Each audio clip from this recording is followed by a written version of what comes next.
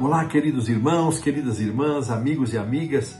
Que prazer estar aqui com você mais uma vez para este espaço semanal e diário do estudo da lição da Escola Sabatina. Eu sou o pastor Hélio Carnassala e nós estamos aqui nos canais da Sa Feliz. E eu espero que o Senhor nos abençoe ricamente nesta última lição do último trimestre, o quarto trimestre de 2024, da mesma forma como fomos abençoados ao estudarmos os temas do Evangelho de João. Quero aproveitar para incentivar você a se inscrever no link que aparece aqui na tela, caso você ainda não tenha feito. Ao se inscrever neste link, você vai receber no seu WhatsApp o acesso direto ao estudo da lição e vai também receber as novidades da Sa Feliz. Aproveite para curtir nossa página, para enviar seu comentário, seu pedido de oração, sempre lembrando que a Sa Feliz tem uma equipe de intercessores que ora por todas as pessoas que postam aí os seus motivos especiais de oração. Também quero felicitar todos aqueles que compartilham esse conteúdo.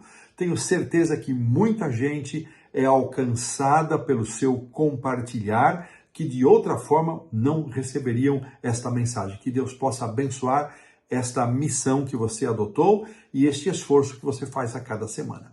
A lição desta semana tem como título Epílogo, Conhecendo Jesus e a Sua Palavra. E antes de iniciarmos esse estudo, como sempre fazemos, convido você para uma oração. Senhor Deus, Pai nosso, graças te damos pela alegria de podermos mais uma vez estudar a Tua Palavra na forma da lição da Escola Sabatina. Quero te pedir, Senhor, que nos conduza mais uma vez, que a presença do Teu Santo Espírito se faça sentir, dando-nos sabedoria, entendimento e criando em nosso coração e mente disposição para vivermos segundo os conteúdos estudados, segundo a revelação da Tua Palavra. Fica conosco, é nossa prece, é nosso pedido em nome do Senhor Jesus. Amém. O verso para memorizar vem de João 5:39, e diz o seguinte: vocês examinam as Escrituras, porque julgam ter nelas a vida eterna, e são elas mesmas que testificam de mim. João 5:39. Nós vamos considerar esse texto de forma mais adequada nas lições de terça e quarta-feira. Esta lição nos reserva uma análise, uma apreciação sobre o último capítulo do Evangelho de João, o capítulo 21. Se nós vamos ao capítulo 20... E lemos ali os versos 30 e 31, eu vou fazer essa leitura. Na verdade, fez Jesus diante dos seus discípulos muitos outros sinais que não estão escritos neste livro. Esses, porém, foram registrados para que creiais que Jesus é o Cristo, o Filho de Deus, e para que, crendo, tenhais vida em seu nome. Talvez o Evangelho pudesse terminar aqui, com esses versos lidos aqui, o verso 30 e 31 do capítulo 20, mas nós temos um capítulo 21, e nesse capítulo 21 nós vamos observar Jesus num encontro especial com 7 dos seus discípulos, e depois um diálogo muito especial com Pedro, alguma coisa dita sobre João, e finalmente um epílogo, um final, um encerramento definitivo do Evangelho.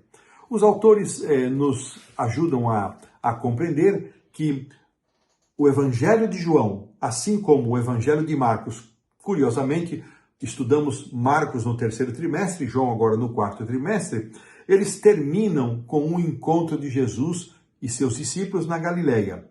E nesta última semana do nosso estudo, nós vamos ver como Jesus tratou os seus discípulos, mais uma vez, numa situação toda especial, e vamos ver que ênfases os autores querem nos ajudar a recordar acerca da verdade e da palavra de Deus. Falando em palavra de Deus, nós temos aqui uma provocação dos autores, dizendo que os discípulos que estiveram com Jesus durante tanto tempo, 3 anos e meio, muitas vezes eles não atinaram para aquilo que Jesus estava dizendo. Vou aqui, uma vez mais, porque já fizemos isso durante o trimestre, relembrar João 2:22, vou até pedir para a produção colocar aqui na tela, João 2:22.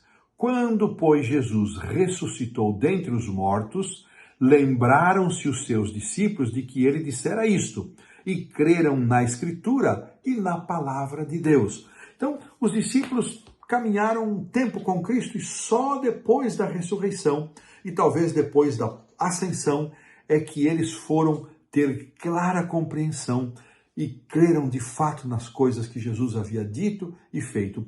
E a provocação dos autores é a seguinte: será que nós, que já estamos caminhando com Cristo há 1 ano, 2, 3, 5, 10, 50 anos, será que como os discípulos também não estamos apenas percebendo sons, mas não estamos de fato dando à palavra de Deus a devida atenção, o devido respeito, a devida consideração?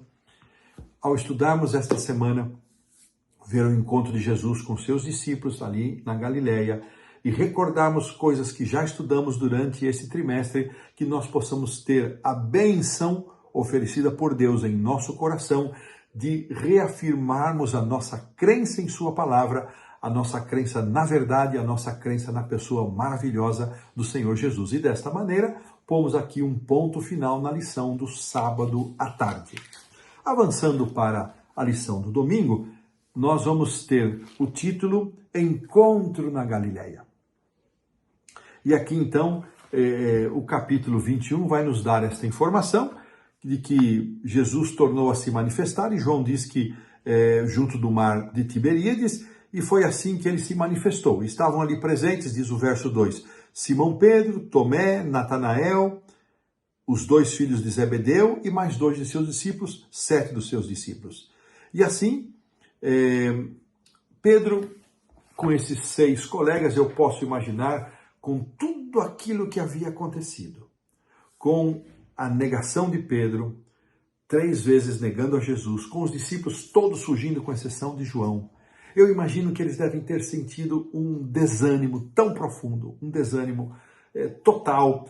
E o fato de Pedro os convidar para pescar, para muitos comentaristas, não foi apenas uma pesca esportiva. É como se Pedro estivesse dizendo o seguinte: gente, eu estou desqualificado para o ministério, eu não mereço mais estar no ministério, não mereço mais ser um discípulo, não mereço mais ser um apóstolo, não mereço, eu vou voltar para a minha velha profissão. E aqueles discípulos foram com eles.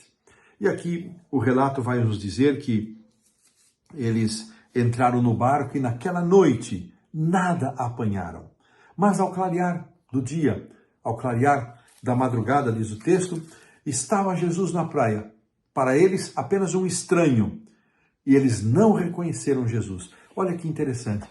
Em muitas circunstâncias da nossa vida, quando estamos focados em nós mesmos, olhando para os nossos erros, os nossos pecados, os nossos tropeços, as nossas deformidades, muitas vezes Jesus se apresenta a nós de várias formas, e quando o nosso olhar não está direcionado para perceber a pessoa de Jesus, nós não o percebemos. Isso aconteceu com os discípulos e pode acontecer conosco também. E Jesus então faz uma pergunta: filhos, tendes aí alguma coisa para comer? E eles responderam: não. Então Jesus lhes disse: lançai a rede à direita do barco e a achareis. E assim fizeram. E eles já não podiam mais puxar a rede, porque ela estava com uma quantidade enorme de peixes. Interessante que esta expressão, lancem a rede do lado direito. Por quê? Muitas vezes me fiz essa pergunta. Por que lançar a rede do lado direito? Era o lado da praia, era o lado onde Jesus estava. Sabe, amigos e irmãos, se há um lugar para nós lançarmos as nossas redes, se há um lugar para nós voltarmos a nossa atenção, se há um lugar para pormos o nosso foco, é o lado, é o lugar, é o posto onde Jesus está. Tantas vozes, tantas figuras disputam a nossa atenção, disputam o nosso tempo, disputam o espaço que temos na nossa mente, mas se há um lugar, se há um lado, se há um posto para lançarmos a nossa rede, para colocarmos a nossa atenção, é o lado onde Jesus está. Será que temos feito isso? Então, aquele discípulo a quem Jesus amava, como João gostava de se referir, e algumas vezes ele o fez aqui nesse seu livro, ele disse a Pedro: é o Senhor. E Pedro, ouvindo que era o Senhor, coloca a sua túnica e ele então se lança ao mar e vai em direção a Jesus. E os outros discípulos chegaram puxando a rede. Aqui diz que eles não estavam muito longe, apenas cerca de 200 côvados estavam longe da praia. cerca mais ou menos aí de uns 100 metros. E ao saltarem viram ali brasas, viram peixes e havia também pão. E Jesus lhes disse: trazei também mais peixes daqueles que vocês pescaram. E eles então agora contam os peixes, são 153 grandes peixes, e apesar de serem tantos, a rede não se rompeu. E ali Jesus então disse: vamos comer. Interessante que essa manifestação de Jesus ali no mar da Galileia, orientando-os aonde lançar a rede depois de uma noite infrutífera, tendo aqui a contabilidade feita e também posto um café da manhã. Imagine você desfrutar de um de jejum, um café da manhã, um pequeno almoço, como se dizem em outros países, preparado pelo próprio Jesus, brasas, peixe, pão. Oh, que delícia, que maravilha! Esta atitude de Jesus mostrava e mostrou a eles que Jesus se importava com eles. Jesus tinha interesse neles e estava ali também para prover as suas necessidades enquanto eles estivessem dedicados a cumprir a missão. Foi uma maneira de Jesus demonstrar isso para eles. Ah, meus queridos irmãos, que lindo pensar que Jesus pode prover as nossas necessidades enquanto nós nos apresentamos para a realização do seu serviço, para atender o seu chamado, para cumprir a missão. E eles desfrutaram, imagino ali, que foi um momento muito feliz, e João termina essa sessão dizendo que esta era a terceira vez que Jesus se manifestava aos seus discípulos. Então, depois de terem comido, Jesus 3 vezes pergunta a Simão Pedro, a mesma pergunta: Pedro, Simão, filho de Jonas, filho de João, aqui diz a minha tradução, amas-me mais do que estes?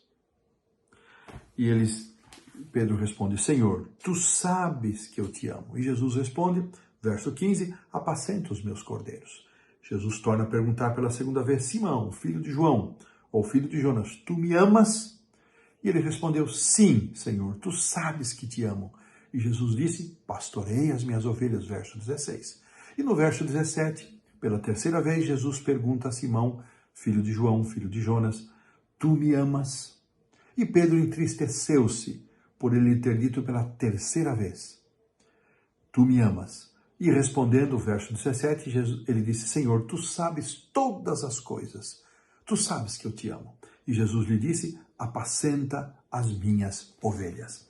E é interessante notar que Jesus deu a Pedro a oportunidade de confessar o seu amor diante dos seus discípulos por 3 vezes, as mesmas 3 vezes que ele havia negado o seu Senhor.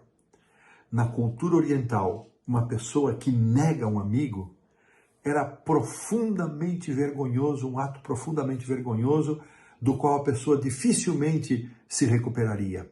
Mas Jesus dá a Pedro a oportunidade de confessar o seu amor. Interessante que os teólogos gostam de analisar aqui as palavras, dizendo que quando Jesus se dirige a Pedro, ele usa para perguntar a Pedro se ele o amava, usa o verbo agapao, de ágape, o amor mais elevado e superior. E Pedro responde com a expressão do amor, o amor filéu, um amor filial, um amor fraternal.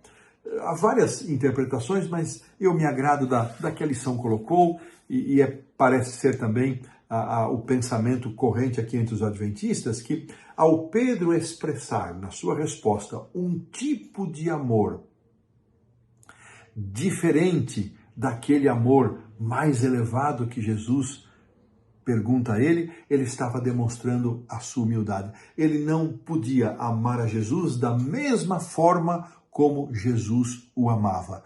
E esta característica de Pedro, antes impulsivo, antes um indivíduo que se achava mais do que de fato ele era e que o levou à sua ruína, agora o traz para uma postura de humildade, para uma postura de dependência de Deus, reconhecendo o seu lugar e o seu espaço. E Ellen White, comentando nos comentários trazidos aqui para a nossa lição, ela diz que agora sim, Pedro estava preparado, Pedro estava pronto para dar a sua vida, ele estava pronto porque não somente ele reconhecia Jesus como mestre, como Senhor, como um grande profeta, como um líder, mas reconhecia a Cristo como o próprio Deus. Isso fez diferença na vida de Pedro e pode fazer e deve fazer toda a diferença na nossa vida.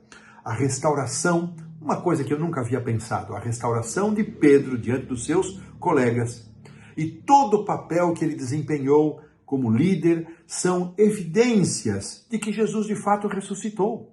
Porque se não fosse a ressurreição de Jesus e esta interação de Cristo com Pedro, Pedro teria terminado seus dias como um pescador comum. Seria bastante difícil explicar tudo aquilo que Pedro exerceu de influência e o papel que ele exerceu, se não fosse pela ação misericordiosa do Senhor Jesus em resgatar a Pedro. Eu termino aqui a lição de domingo.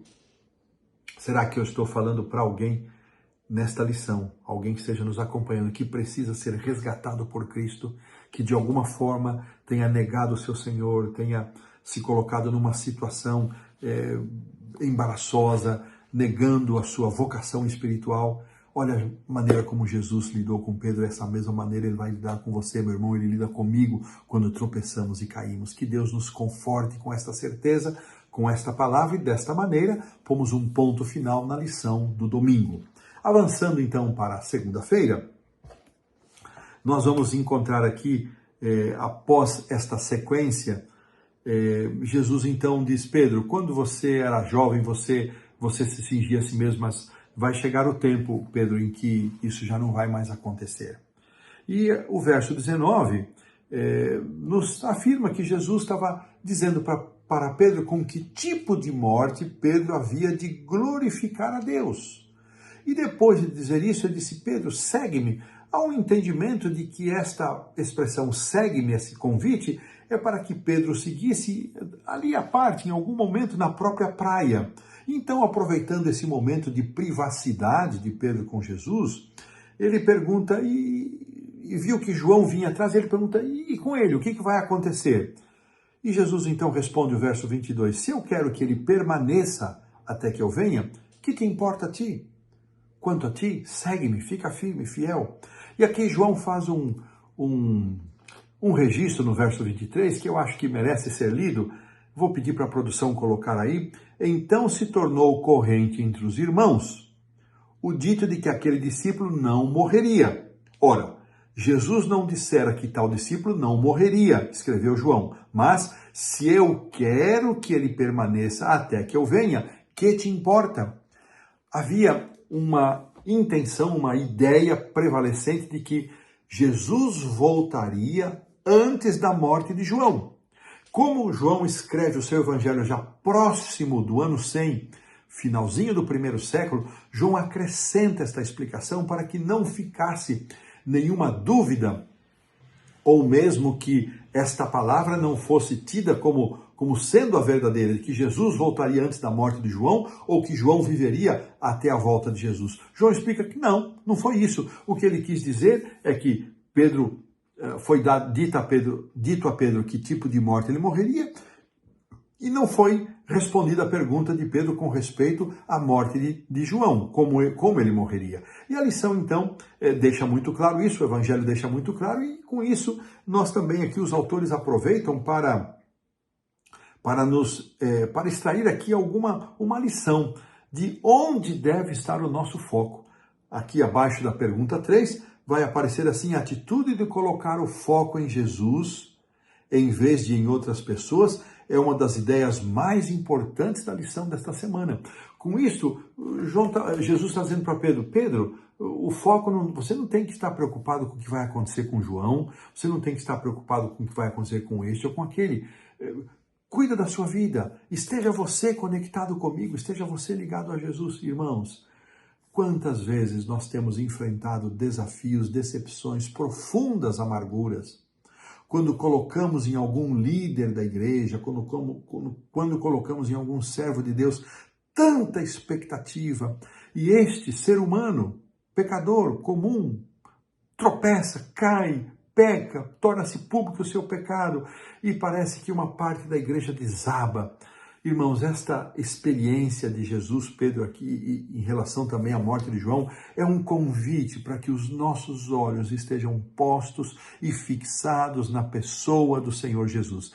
É claro que os nossos líderes exercem influência, nós somos abençoados por esses líderes, nós temos responsabilidades por causa disso, mas a influência maior da nossa vida tem que vir do nosso relacionamento com a pessoa do Senhor Jesus. Que nenhuma outra influência supere a influência de Jesus na nossa vida.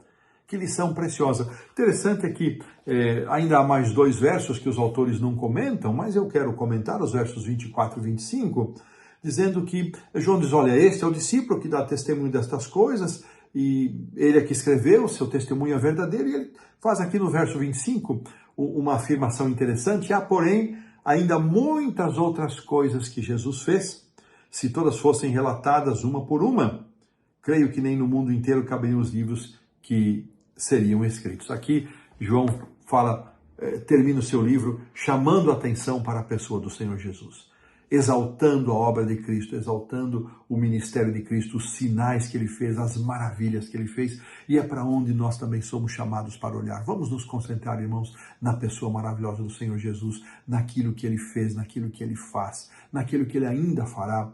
Se nos relacionarmos com líderes, pastores, irmãos, anciãos de igreja, irmãs de igreja que exercem influência, que seja assim para a honra e glória do Senhor, mas que esta afeição, esta amizade, este relacionamento nunca venha superar a liderança que o Senhor Jesus deve exercer em nossa vida. E desta maneira, pomos aqui um ponto final na lição da segunda-feira.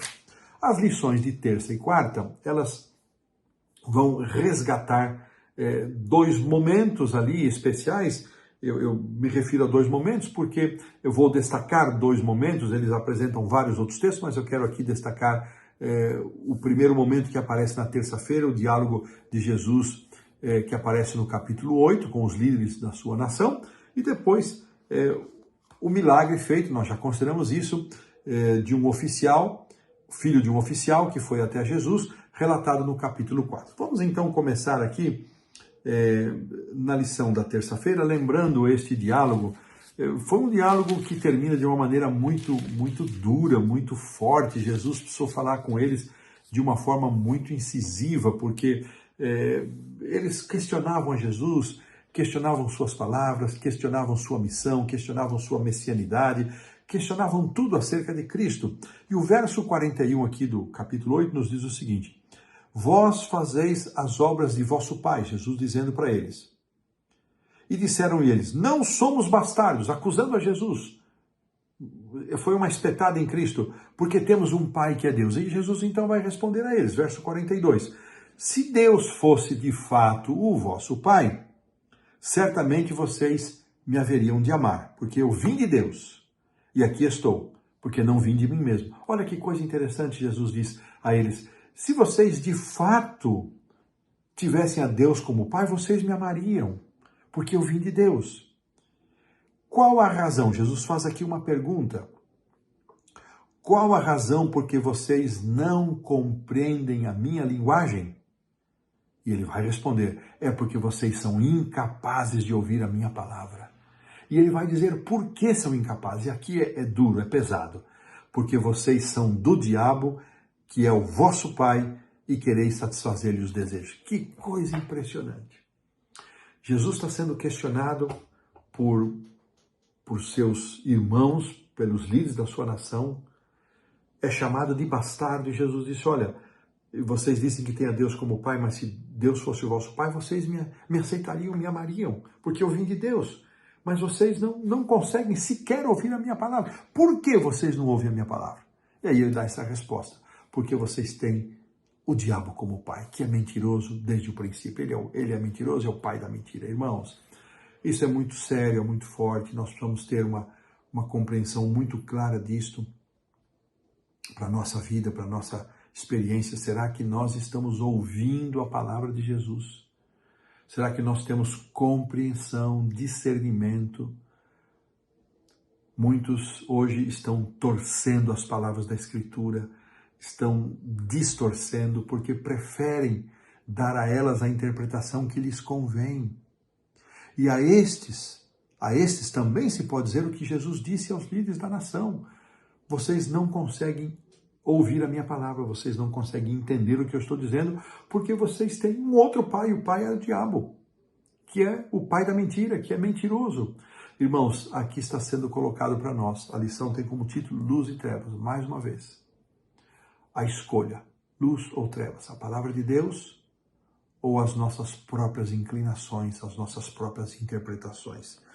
E interessante, irmãos, é que temos que lidar com esse desafio a cada dia, a cada momento. Eu oro, irmãos, para que eu jamais venha a colocar a minha intuição, a minha interpretação acima da palavra de Deus ou em lugar da palavra de Deus. Eu oro para que você e eu possamos ser aqueles que amam a luz e não as trevas, que são capazes de ouvir a palavra de Jesus, que são capazes de entender aquilo que ele está dizendo. E dessa maneira, pomos aqui um ponto final na lição da terça-feira e vamos para a quarta-feira, que tem como título a teologia de cima ou de baixo. Vamos recordar aqui o verso 4, o capítulo 4, aliás, versos 46 a 54, e aqui nos diz que nós já estudamos isso, vamos apenas pegar um ponto de interesse maior aqui, que se dirigiu Jesus para Caná, lá no início do seu ministério,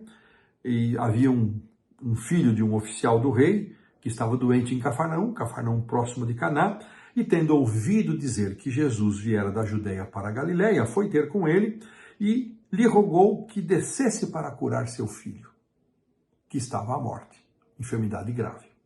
Então Jesus faz aqui uma repreensão para ele, dizendo o seguinte: se porventura não virdes sinais e prodígios, de modo nenhum crereis. Aquele homem, aparentemente, a lição vai nos dizer isso, né? Ele se apresenta a Jesus, praticamente impondo a Jesus uma condição: se você curar o meu filho, que está prestes a morrer, eu vou crer em você. Podemos dizer que esta teologia é considerada aqui pelos autores como sendo a teologia vinda de baixo, pois tinha uma origem meramente humana. A teologia de baixo, justificam aqui os autores, ela estabelece critérios e padrões em relação a Deus e a sua palavra. As ideias humanas, embora falíveis, limitadas e subjetivas, acabam para estes que adotam a teologia de baixo, se tornando a autoridade final na interpretação da palavra. Agora, em contraste, a teologia do alto, ela reage com fé, assumindo desde o início a crença em Deus e em sua palavra.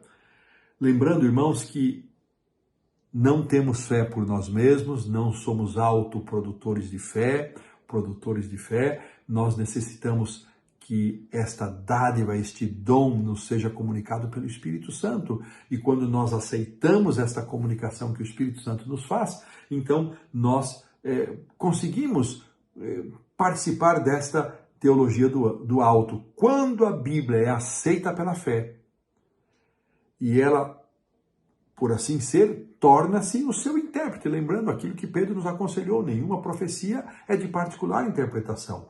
O nosso guia, nosso único guia seguro, irmãos, para interpretação das Escrituras é a própria Escritura.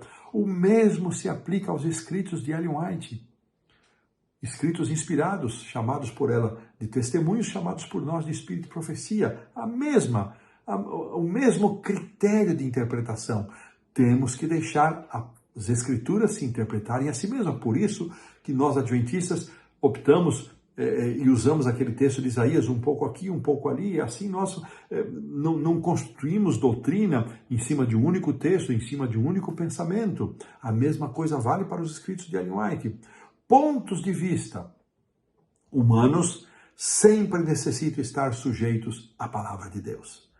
Então, os autores aqui vão citar aqui 4 versos que a gente vai recordar. Se desejamos crer em Jesus e no que ele diz, então devemos crer nas palavras das Escrituras. Se vocês, aqui vamos seguir, se vocês permanecerem na minha palavra, vocês são meus discípulos. João 8,31. Se duvidarmos da palavra, ela não permanecerá em nós. 5,38. Quem me rejeita e não recebe as minhas palavras, tem quem o julgue. João 12, 48 e 49. E aqui, irmãos, para nossa reflexão, ouvir a palavra de Deus vai muito além de meramente registrarmos informações.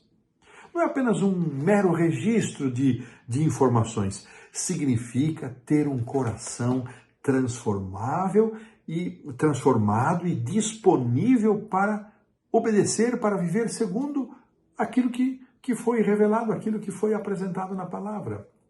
E isso é muito importante, é assim que nós temos nos conduzido, irmãos. Temos alegria em ouvir, em escutar a palavra de Deus? Sim, dizemos sim, mas como nós podemos comprovar que de fato é assim? Quando nós vivemos de acordo com aquilo que nós ouvimos. Então, queridos irmãos, que Deus nos abençoe para que a nossa teologia seja do alto e não de baixo, que não venhamos cair nesta vala de nós mesmos interpretarmos ou estabelecermos condições para receber a palavra de Deus, mas aceitá-la pela fé, permitindo que ela se interprete a si mesma e que ela seja a única regra de fé e prática, a única norma autorizada de conduta da nossa vida, a santa palavra, as santas escrituras. E desta maneira, colocamos aqui um ponto final na lição da quarta-feira. Chegamos à quinta-feira, onde os autores propuseram, e eu acho que foram muito felizes nisto, uma visita ao João capítulo 15, onde nós vamos encontrar ali a última das frases do eu sou. São 7, e a 7ª é eu sou a videira verdadeira, está no 15:1. E aqui nesse texto, irmãos, nós somos lembrados e motivados a permanecer em Jesus. Dos versos 1 a 11, nós vamos encontrar 11 menções às diversas variações do verbo permanecer. 11 variações. E o verso 5 termina desta maneira: porque sem mim nada podeis fazer. Eu quero dizer para vocês que durante muito tempo eu lutei com esta frase, sem mim nada podeis fazer. Porque a minha compreensão não era uma compreensão espiritual, era uma compreensão material. Quando você olha ao seu redor, você vê tantas pessoas fazendo tanta coisa, tendo êxito, sendo bem-sucedidas, sem ligação com Deus, sem comunhão com Cristo, sem dependência de Deus o Pai. Eu não entendia isso como, mas à medida com que a gente caminha, envelhece, amadurece, a nossa mente vai se tornando mais espiritual, e então eu passei a entender que quando Jesus afirma isso, ele está afirmando isso no contexto espiritual. Nós não podemos fazer nada espiritualmente separados de Jesus. Separados de Cristo, nós somos como esse ramo que para nada mais presta, nem para o fogo ele presta para ser consumido. Nenhum fogo bom ele é capaz de fazer. Mas dependentes de Cristo, ligados a Cristo, conectados com Cristo, permanecendo em Jesus, isso faz toda a diferença na nossa vida. Como nós podemos permanecer em Jesus? O que significa isso? Aqui há nos comentários de Ellen White, e eu quero trazê-los aqui, a citação de Caminho a Cristo, página 68, 69, Ellen White diz o seguinte: você pergunta, como posso permanecer em Cristo? Da mesma forma, ela responde, da mesma forma como você o recebeu a princípio. Ela cita algumas coisas mais, eu vou para a seguinte frase: pela fé você passou a ser de Cristo, e pela fé deve crescer nele, doando e recebendo. A força de toda pessoa reside em Deus e não no ser humano. Que coisa linda! Como podemos permanecer em Cristo? Da mesma maneira como nós o aceitamos. E de que forma foi que o aceitamos? O recebemos pela fé. E pela fé devemos permanecer nele. Permanecer em Cristo tem a dimensão de nós buscarmos estar em contato com Jesus. Como na prática nós podemos fazer isso? Abrindo a sua palavra estudando a sua palavra, ouvindo a sua voz, tomando tempo para oração, testemunho e a igreja. Esses 4 elementos nos ajudam a ter uma vida de permanência em Jesus, ouvindo, estudando a palavra, meditando na palavra, orando, ouvindo a voz de Deus e abrindo nosso coração a Deus como um amigo, testemunhando para aqueles que não conhecem a Deus e participando ativamente da igreja.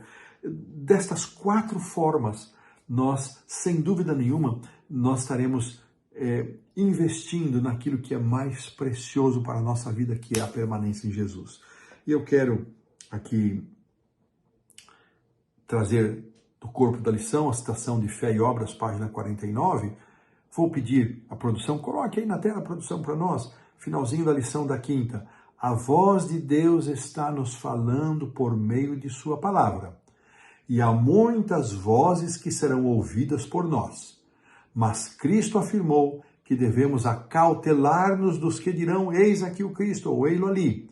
Por consequência, como saberemos que eles não têm a verdade, a não ser que levemos tudo às Escrituras? Que convite maravilhoso este que encerra a lição da quinta-feira. Levar tudo, provar tudo pelas Escrituras Sagradas. Que a palavra de Deus seja a força de cada um de nós. Que a permanência em Cristo, a compreensão de que nós não temos poder em nós mesmos para proceder e operar a nossa própria salvação. Não temos poder para ir a Cristo, assim como não temos poder para permanecer em Cristo. Mas quando aceitamos a atuação do Espírito Santo na nossa vida, a nossa resposta se dá por meio do estudo da palavra, da oração, do testemunho e da participação na igreja. E desta maneira permanecemos em Cristo, e que Deus nos abençoe para isso. E desta maneira pomos também um ponto final na lição da quinta-feira. Na sexta-feira, quero trazer aqui mais uma citação do Desejado de Todas as Nações, de Ellen White, e diz assim: os milagres de Cristo feitos em favor dos aflitos e sofredores foram realizados pelo poder de Deus por intermédio do ministério dos anjos. Olha que interessante. E é por meio de Cristo, pelo ministério de seus mensageiros celestiais, que também nós recebemos toda a bênção de Deus. Tomando sobre si a humanidade, nosso Salvador une seus interesses aos filhos decaídos de Adão, enquanto que por sua divindade ele se apega ao trono de Deus. Que parágrafo maravilhoso, que parágrafo lindo, lembrando-nos de que por sua humanidade Cristo está ligado a nós, e por sua divindade ele está apegado ao trono de Deus, e por meio dos seus anjos ele continua nos abençoando. A lição traz aqui 5 perguntas para consideração, e eu quero, então, como é nossa prática não reproduzir todas as 5, quero pelo menos a primeira para você. Qual história do Evangelho de João retrata mais o amor e o caráter de Deus? Por que essa história é marcante para você? Uma oportunidade para nós pensarmos de todos esses textos que estudamos, qual deles foi o que mais toca o nosso coração. Para mim, independente aí do que vocês possam achar, né? Não tenho como ouvir a opinião de vocês, mas sem dúvida, a lição da semana passada, do está consumado, ela é muito forte, assim como a lição do Getsemane, que não foi considerada aqui com tanta ênfase, mas o está consumado, para mim, é a história mais forte, é o momento, a narração mais forte. Antes da oração final, deixa eu pegar aqui a lição do próximo trimestre, deixar para vocês a motivação para que vocês possam adquirir e já preparar-se para essa próximo trimestre, o primeiro de 2025, e que Deus possa nos abençoar nessa caminhada de estudo da sua palavra. Eu quero agora sim finalizar, desejar a todos um ano novo cheio de muitas bênçãos, que a graça do Senhor Jesus esteja ao lado de cada um de vocês, de suas famílias, de suas igrejas, e que a graça do Senhor nos sustente, é meu desejo e oração. Vamos orar. Senhor Deus, Pai nosso, graças te damos por mais esta semana de estudos da tua palavra, que a tua misericórdia possa estar ao nosso lado, nos aceitando como somos, como estamos, transformando a nossa vida, dispondo o nosso coração para que ele caminhe segundo a tua vontade. Dá-nos, Senhor, esta graça. Abençoa-nos, Pai, Eu te agradeço e te peço em nome do Senhor Jesus. Amém. Forte abraço, até a semana que vem.